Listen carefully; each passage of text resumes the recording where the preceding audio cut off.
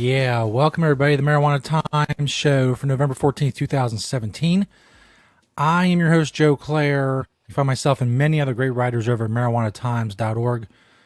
We cover the latest news and opinions about the cannabis industry community and beyond. marijuanatimes.org. Go check it out. You can find these videos there as well. You can like and share them with your friends and all of your social media networks. If you're into that sort of thing, of course, social media networks and the internet and whatnot, I have a feeling that you are, as am I. We got a lot of great stories to talk about today, including Attorney General Jeff Sessions facing a lawsuit over medical marijuana. Also, elderly Chinese people in San Francisco aren't feeling, as the kids say, recreational marijuana legalization and are slowing down regulations out there. Also, you may remember a story a long time ago, well, not too long ago, on marijuanatimes.org about Nipton, California, and a company that wants to make it the quote-unquote marijuana Mecca of the world, I guess. We'll talk about that and more coming up. But first, I want to tell you that the Marijuana Times show is brought to you by NatureSideCannabis.com, organic, all-natural pesticides. If you're a legal cannabis grower, whether you're in California or Colorado or in Washington, Oregon, or many of the other states that are coming up, and when it comes to growing cannabis, legal cannabis, you want to follow regulations, whether they're already established regulations or regulations that are coming. You also don't want to be giving your customers tainted products. You don't want harmful chemicals in things that people, especially medical marijuana patients who may have compromised immune systems, are going to smoke. Check out Natureside Cannabis. They can get you ready. Whatever regulations or whatever you're facing, if you want to use organic, all-natural pesticides, make sure you check out NatureSideCannabis.com because they are the best. So go check them out. And they are a proud sponsor, of course, of the Marijuana Times show. First up, as I said, we have Attorney General Jeff Sessions being sued by a young girl and others over medical marijuana. Now, this is a story that actually came out during the summer. We had an article on it on the Marijuana Times back in July, I believe it was. But you may have noticed, if you follow the marijuana news wires as I do, that it has become viral again. A station called KDVR TV station in Denver did an interview with Alexis Bortel, who many of you may know. She has a very famous story. She's now been 2.5 years seizure-free. She has intractable epilepsy, but she hasn't had a seizure in over 2 years, thanks to CBD, or a cannabis oil, rather, a strain of cannabis oil called Haley's Hope. She says that the seizures got worse. We had to move to Colorado to get cannabis because it is illegal in Texas. Now, her story and her interview with KDVR, and consequently the lawsuit that she has joined against Jeff Sessions and the Department of Justice, that story has gone viral again over the internet. It's hit the ABC News, Fox News, and many other news wires and sites around the country, which is a great thing. The other day I did a Google News search of the story, and there's just a ton of places that has been popping up. And the reason it's such a great thing is, there's obvious reasons, and there's underlying reasons. The obvious reasons, of course, is anything that gets positive press about marijuana legalization and negative press against those who have to thwart marijuana legalization. Now, to be fair, Jeff Sessions, despite a lot of fear, hasn't done much concrete against medical marijuana and recreational marijuana. He said a lot of ignorant things. He's made it very clear that he does not think you should be smoking marijuana at all. He is totally against it, and he doesn't think it's a good thing. He doesn't think legalization is a good thing for the country. But in any case, like I said, bad press against people like that is a good thing. But the thing about stories like Alexis and the stories that were in the weed documentaries by Sanjay Gupta on CNN, and a lot of the children who, especially the children who have epilepsy, and you physically see their seizures, and you see the difference between their quality of life before cannabis and their quality of life after cannabis. for lack of a better term, it tugs at the heartstrings. It shows parents what is going on. If your child was having multiple seizures a day, if your child had a reduced and even maybe from their perspective, a horrible quality of life, wouldn't you do anything you could for them? Why not cannabis? If cannabis can help these children have a better quality, we're talking about children. They have their entire lives ahead of them. To tell them that, oh no, you can't use cannabis. No. Cannabis is bad, okay? You can't do that.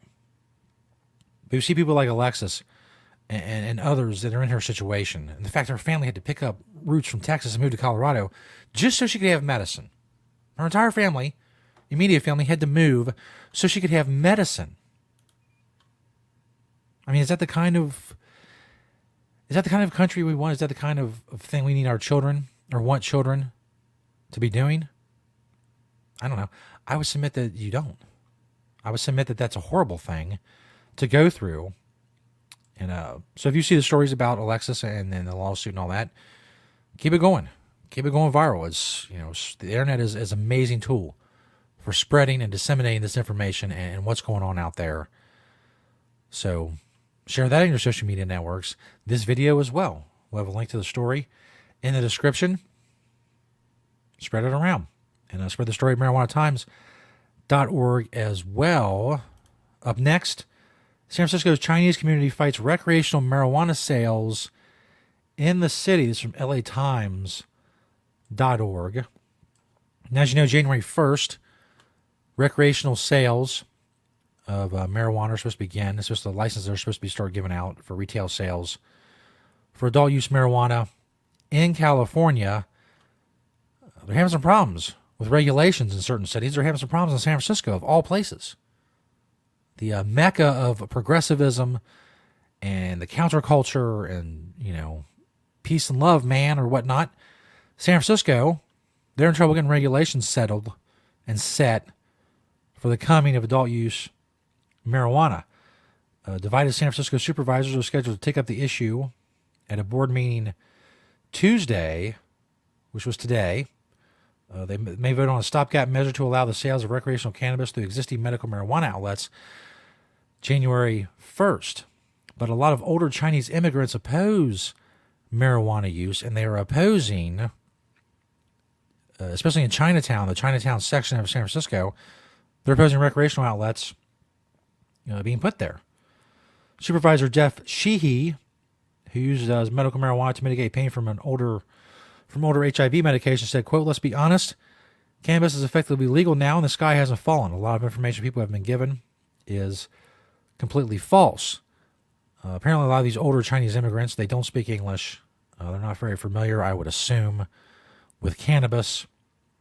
Some Chinese American organizations have called for the outright prohibition on retail stores in San Francisco's Chinatown. They want future retail stores to be at least 1,500 feet away from schools, child care centers, and any other place minors gather. Supervisors are considering a 1,000-foot buffer that cannabis activists say is too restrictive for a city as compact as San Francisco. And again, these buffer zones, they're for show. Is cannabis suddenly not dangerous at 1,501 feet and it's very dangerous at 1,499 feet? It's ridiculous. But, in any case, if the people in a neighborhood don't want a retail shop in their neighborhood, that's probably the way it's going to be. Now you say, well, it's discriminatory against cannabis users and whatever, and that's a fair point. It's a very fair point. But here's the thing.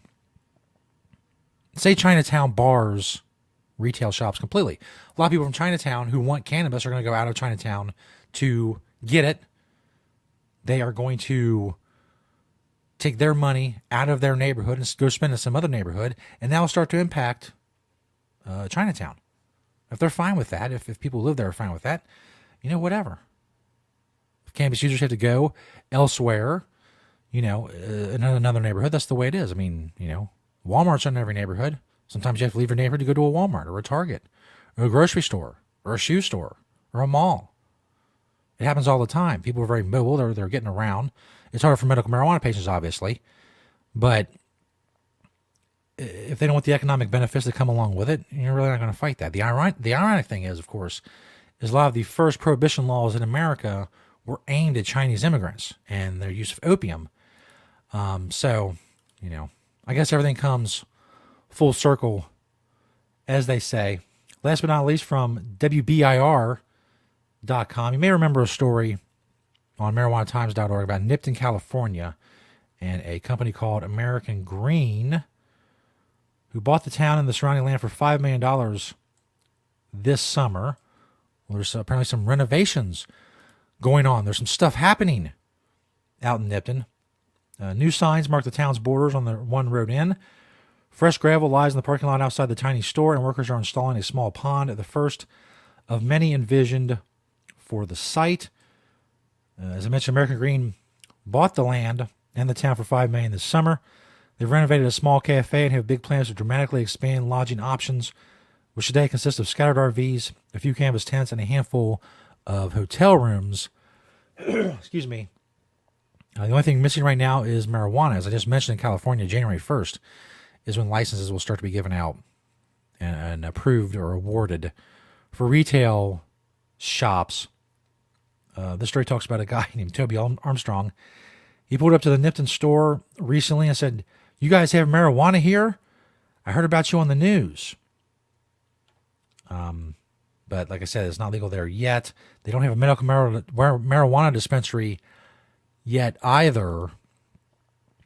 So you cannot get marijuana in Nipton. But the plan is to have it as a marijuana tourist destination. It's a really interesting story. It's really interesting what they want to do. Whether or not they're successful, of course, is, there remains to be seen. NIPTO's de facto mayor, Jim Esslinger, explained the company's plans to Armstrong as Orange Vista surveyors located underground utilities in preparation for expansion. The town's population has fluctuated between 6 and 16 residents, but has risen to 25 as American Green's purchase brought international attention. The company wants to create a self-sustaining marijuana mecca where public pot smoking is welcome and entrepreneurs are encouraged, not saddled with regulations by skeptical government officials. Plans call for an outdoor smoking lounge and hookah bar, restaurants and a microbrewery, a medical academy, and a wellness spa. American Green hopes to offer CBD-infused water from the town's aquifer beneath the Mojave Desert. It's a really interesting idea. Go check it out. A whole town based on marijuana. It may be free of the regulations that many other towns, like San Francisco, in California are going to face. Again, whether or not they're successful, this is a brand new thing. It's a brand new undertaking. It's a new industry. We'll see what happens. But I'm excited to see what happens. We'll keep you updated on that and many other stories at marijuanatimes.org. Go check us out there. Of course, thank you to Natureside Cannabis, organic, all-natural pesticides for your cannabis grow. Naturesidecannabis.com, a proud sponsor of the Marijuana Times Show. Go share, like, spread the word about the Marijuana Times Show. Help us spread the truth about cannabis. And we'll see you next time, everyone. Thanks for checking us out.